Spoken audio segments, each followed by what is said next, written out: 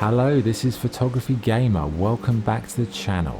In today's episode, I'll be looking at the photo mode in Assassin's Creed Odyssey. I'll be breaking down the photo functions. Following this, I'll focus on this episode's special topic, portrait photography, where I'll demonstrate a few tips on taking portraits using Odyssey as an example. Finally, I'll conclude the episode with some questions I've received from the virtual photography community. Okay, Assassin's Creed's photo mode for Odyssey. It's a very beautiful game. It's a massive game with so much variation. That's one of the reasons it's a good photo mode option, and it's a good system with plenty of functionality. So let's break down the basic functions first. Okay, to enter the photo mode, you need to click L3 and R3 simultaneously. If you use L1 and R1, that will tilt the image left or right. Tilting is good if you want to create dynamism, movement, action-orientated shots, or something a little bit surreal. L2 and R2 are the zoom functions, so that's really, once you've framed it the way you want, you might want to zoom in or zoom out a little bit. You can also move the camera with the joysticks. So L stick is move the camera, R stick is for rotating it. You can use the D-pad to offset where the camera is, so you can move it up, down, left or right. And if you hold down L3, that will change the camera to orbit, which orbit means that the camera is locked to the subject, so you can't move the camera away from where it is. You can just rotate it around the subject, as in like the orbit of the subject. If you click R3, that resets everything. Square puts on the grids. Now grids are good if you want to measure distance between subjects, or if you just want to find the right placement to put the characters. If you press circle, that will go back. If you press triangle, that will preview the image with no HUD. Or if you want to take the picture, just press the X button and that will save it. Okay, so next we have edit mode.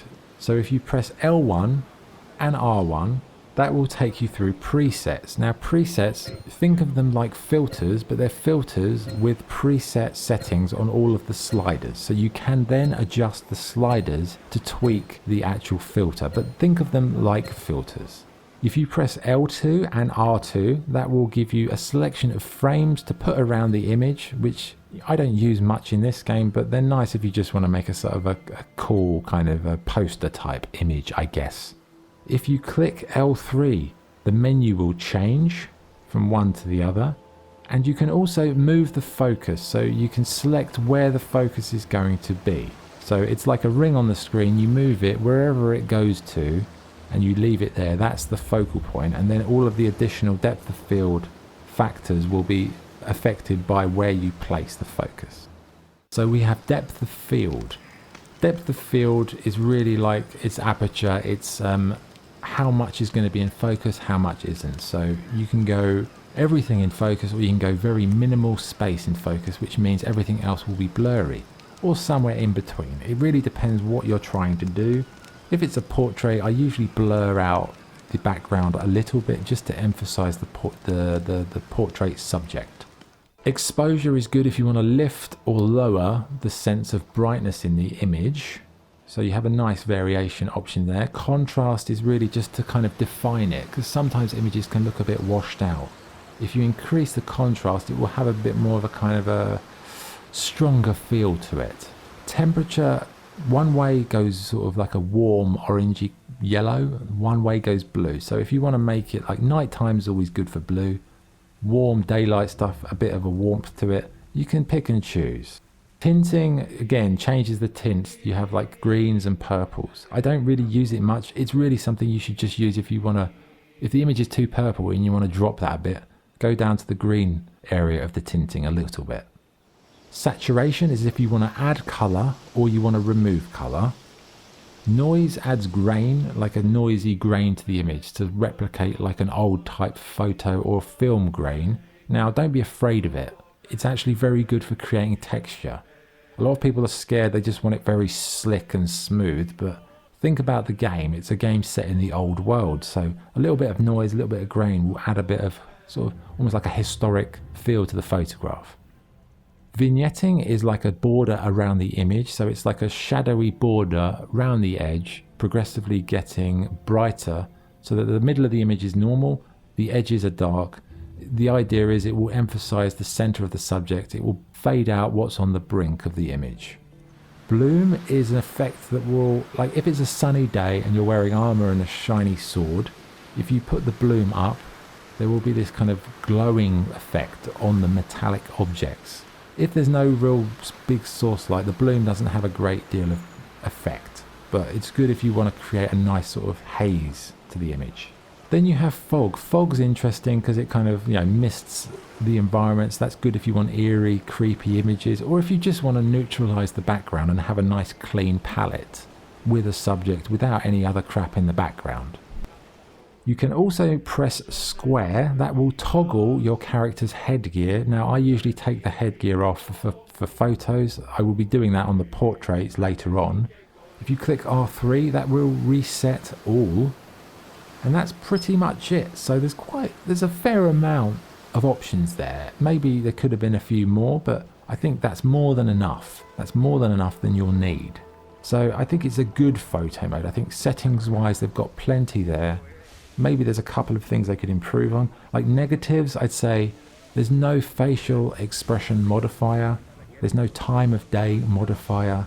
And there's no slider on the filter. Although you do have sliders for the presets, which are basically the filters. But overall, I think it's a very good photo mode. It's a beautiful, beautiful game, and it's enormous. And there's so, the variety in this game, in the game world, is incredible. So it's one of the best games to photograph because you've got so much out there to experiment with. So I give it like a 9.3 out of 10 for the photo mode. Very good mode. But a beautiful game world to photograph, great armor, great costumes, stunning game to take pictures of. Okay, so the special topic in this episode is tips for taking portraits. And I'm going to demonstrate portraits on the screen for the rest of the video. So firstly, what is a portrait? Well, a portrait is a photograph of a person, and the idea of a portrait is not just like a mugshot, like a passport photo. A portrait is trying to capture the essence of a person, an emotion, atmosphere, something about their character, something that just makes it feel more than just a screenshot of a face, That's the trick with portrait photography. We can all do a mugshot of a person, but taking a good portrait is something else. It's finding another detail that's going to accentuate the image to give it more depth and texture and atmosphere and character. So should you use landscape or portrait orientation when you're taking a portrait? Well, for me personally, I think portrait orientation is always best because it kind of matches the structure of the human body. Like we're not wider than we are tall. So a portrait orientation works well in terms of framing it. But obviously with photo modes, you have a problem with that because they're all landscape, because our TVs are landscape orientation. That's where you could use the borders in these games. If they have a border that shuts off the side of the image, you can then frame the portrait in a portrait orientation. You can rotate the image, but that makes it difficult to do because you've got to look at the image with your head tilted like a dog, and you've got to work out the buttons because they're all slightly back to front. But personally, I would always say portrait orientation is better, but with gaming, generally I would use landscape because it's kind of easier, because doing it in portrait orientation is very difficult, but you still can do it. It just takes a little bit of practice. Okay, so using backgrounds for color and texture. Now, a portrait, you have what I used to do when I started portraits, I used to take my subject on a walk around a very varied location, like an inner city. So you had different colors, different textures, different materials on the wall: brick, glass, metal, stone, graffiti, artwork, posters, blah blah blah blah blah. They're all color, they're all textures. And what I was looking for is, depending on the character that I'm photographing, what's their outfit? What does their outfit have in it? If their outfit has certain shades and textures, maybe look for something in the environment that would complement it in terms of color palette. Maybe look for something interesting texturally that would match it. If there's a very busy outfit, look for a background that's a bit more sleek and clean, because if the outfit is busy and the background is busy, it will all be a bit too chaotic. it's nice to create contrast because you want the background to add texture, color, detail, something you don't need to know what the background is, just something that's going to make it look like a wooden door or a statue with sunlight hitting it, or a mural on a wall, or some blossom on a tree, or you can use anything. Think about your character, think about what you're trying to say about them, what do you want in the background, what colors do you want it to be, things like that. So yeah, coordinate the colors of your character's outfit and the backgrounds. You know, not all the same color, but like if you're wearing like a tan brown type colored armor, look for a background that's kind of in the same ballpark but not exactly the same, so it kind of has a blending to it, so it all has a nice seamless smooth quality from one moment in the image to the next. Framing advice, you know, I always try and frame my subjects to one side or the other, and I always try and frame the eye line on the second third line. So when you put the grid up in the grid of like a grid of 9 equal squares, I always try and put the eye line on the top, on the second line down. Like there's 2 lines, I mean the top line. So I try and get the eye in that point because it just feels like a nice balance. Also with portraits, I generally don't do full length portraits unless it's action or combat, because, you know, I find waist upwards, that's more impactful for a portrait. Head and shoulders, like maybe just like from the belly button upwards, that's the most punchy place to get a portrait, because you're getting the whole, you know, when you look at a person, you don't look at their feet, you look at the face, you look at their head and shoulders, their upper body. That's your immediate moment of sort of recognition. So a portrait, I feel like that's the best area to go for, but you can do full length. Really depends on the subject, depends what you're trying to say. But that's kind of how I would frame it, like you're seeing on the screen, that kind of thing.